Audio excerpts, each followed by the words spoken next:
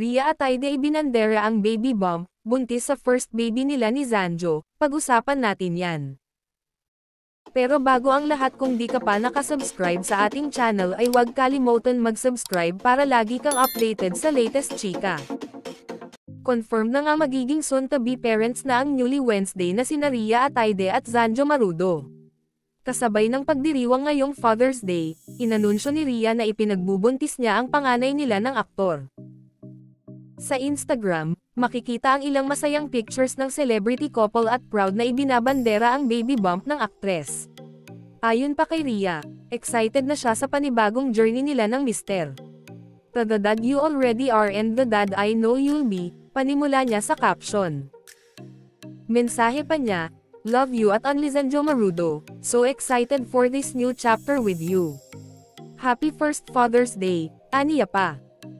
Sa comment section, maraming kapwa celebrities ang bumuhos ng pagbati sa mag-asawa. Kabilang na riyan sina Yam Concepcion, Cassie Legaspi, Alex Diaz, Jason Abalos, Rachel Peters, Marlo Mortal, Debs Garcia, Yula Valdez at marami pang iba.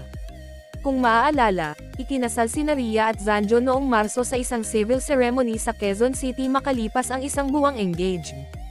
Marami ang naghinala na baka buntis si Rhea kaya tila minadali ang pagpapaksal ng dalawa. Lalong naging usap-usapan sa social media ang pregnancy rumors ng ibahagi ni Christy Ferman, sa kanyang Christopher Minute vlog na may source sila na nagsasabing preggy nga talaga ang anak ni Sylvia Sanchez. "May source po kami na nagsabi na 3 buwan na raw pong nagdadalang tao ngayon si Rhea Atayde na talaga namang ikinatutuwa ng magkabilang pamilya Marudo at Atayde," saad ng batikang kolumnista.